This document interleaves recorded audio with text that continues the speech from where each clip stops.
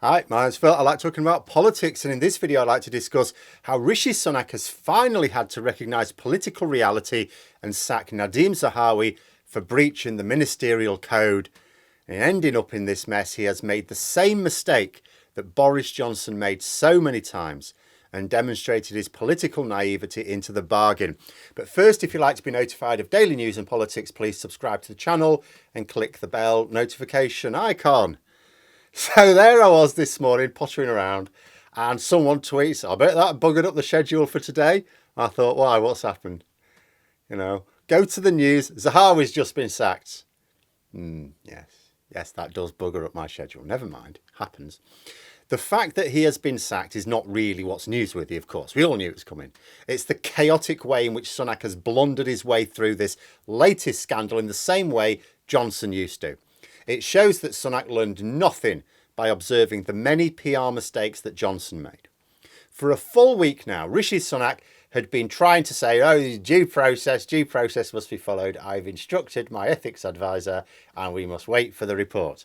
His ethics advisor, has to produce a report before he could do anything. Really? Utter twaddle. Not only was Sunak able to sack Gavin Williamson without such a report, which wouldn't have been possible anyway because he had no ethics advisor at the time, but it has never been the process that a Prime Minister sacks a minister only after an investigation of whatever length. The due process is to sack them as soon as there is reputational damage to the government in keeping them in place. In most cases, this means dropping them as soon as the scandal breaks in the news. What Sunak has done is proceed with this matter in the most self-destructive manner possible. He refused to sack Zahawi when the very damaging news first came out. If he had, yes, there would be questions about Sunak's judgement. Well, those questions are there anyway. But questions about his integrity would be harder to land because as far as the public would be concerned, the fault was Zahawi's. This is entirely about Zahawi and Sunak would have dealt with it. No fault for him. They'd be less interested in what Sunak knew and when he appointed him because the issue was sorted. It's not like there aren't a load of other things vying for public interest. But no, Sunak insisted on this kangaroo court with his ethics advisor. Everyone knew Zahawi was going to have to be sacked. It was a ridiculous farce. But Sunak insisted. But by sacking him now, before that process has really been completed, he looks like an utter cabbage. Now, I will just point out here, Sunak is saying that his ethics advisor has concluded his investigation and he's now sacking Zahawi because his ethics advisor has said that there was a serious breach of the ministerial code. Sunak will certainly claim that this is the reason for acting now, but it's nonsense. And why do I think it's nonsense? I'll use a mathematical device, but one that I think works very well for political analysis, proof by contradiction. We will assume that what Rishi Sunak is saying is true and see if it makes sense. So last week, we were told that the investigation might be concluded by the end of next week. Maybe. Could be earlier the following week, but they were sort of hoping maybe by the end of next week. If Zahawi has been sacked first thing this morning, Sunak must have made the decision last night, which means he must have received the report at the latest yesterday evening because he needed time to read it. Were it any earlier, Zahawi would have been sacked last night because if there's an emergency situation, that can absolutely happen. They don't wait till Monday. In fact, they haven't waited till Monday. So, anything that can be done on Sunday morning could be done on Saturday night. So that meant Sunak must have been mulling it over last night. If Sunak received the report at any time yesterday, that means the investigation must have concluded Friday at the latest. Because when the investigation concluded, the ethics advisor then has to write the report. So we could assume maybe the investigation concluded on Friday and maybe the ethics advisor spent all of Saturday writing the report before sending it on to Sunak, say early evening.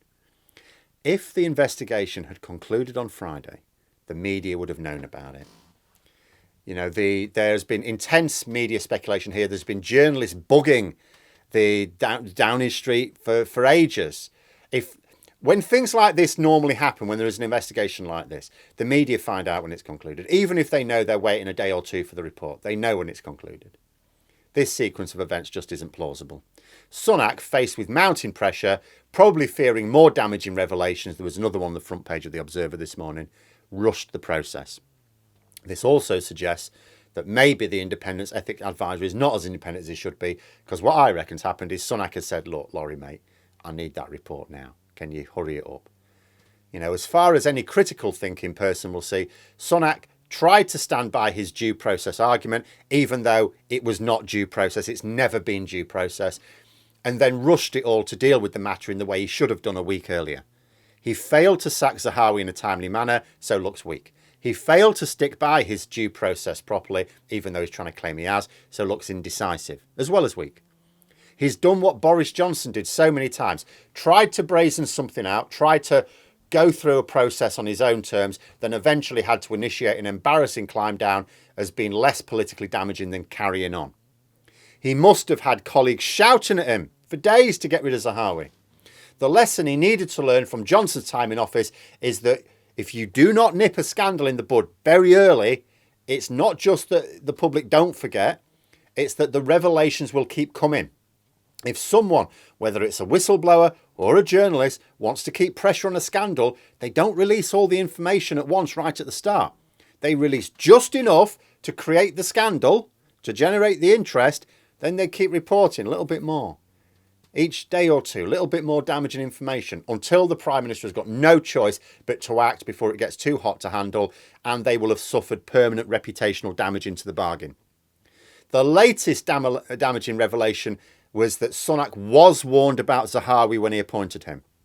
It's on the front page of the Observer this morning. Sunak had said in the House of Commons, no less, that he had not been informed by officials of any issues when he was appointing Zahawi. Now, Downing Street are denying that Sunak had advice against appointing Zahawi. Of course they are, because otherwise, you know what it means? He's lied. He's lied to Parliament.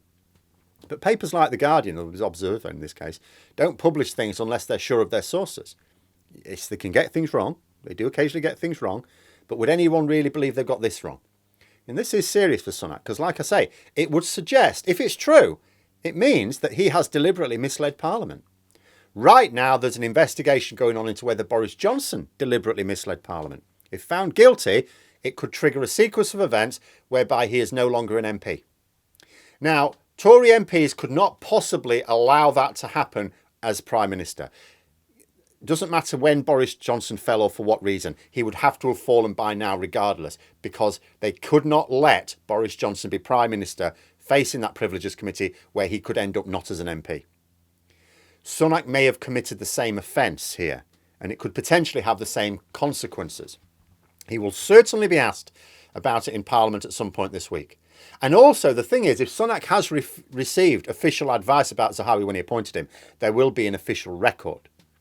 It may even be that Starmer smells blood here and challenges Sunak to come clean about what he knew and when at PMQs this week.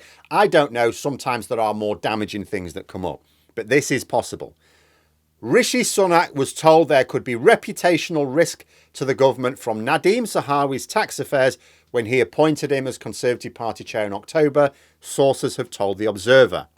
Starmer may well read that first paragraph on the front page out, then repeat what Sunak said a week before in PMQs and ask which is true. He might even be cheeky, because Sunak will, of course, insist that he hasn't lied. Starmer could then be cheeky and ask the Prime Minister if he's aware that the potential to have deliberately misled Parliament is what has triggered an investigation into his predecessor, and then ask him if he's sure he doesn't need to correct the record regarding any of his statements pertaining to the Zahawi scandal. You know, a bit like a teacher who presents a naughty child with the facts and says, "Are you sure there isn't something you'd like to say now?" I've been there before. You know, he could lay it on good and thick, and if he still thinks there's mileage in this, and I don't know whether there will, but if he still thinks there's mileage in this, he could even remind people that this is the second unsuitable, scandal-riddled cabinet minister that Sunak has had to sack in his so far short time as Prime Minister, after initially resisting in both cases, and that there's a third on the way in the form of the Deputy Prime Minister facing an investigation for bullying. And whether Starmer goes with these lines of attack or not, Sunak has put himself in the firing line to face them because of his own lack of political judgment. Just the same as Johnson.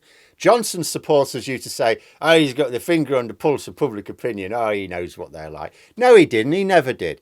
He just performed like a good little monkey for whichever genius organ grinder he paid to manage his election campaigns.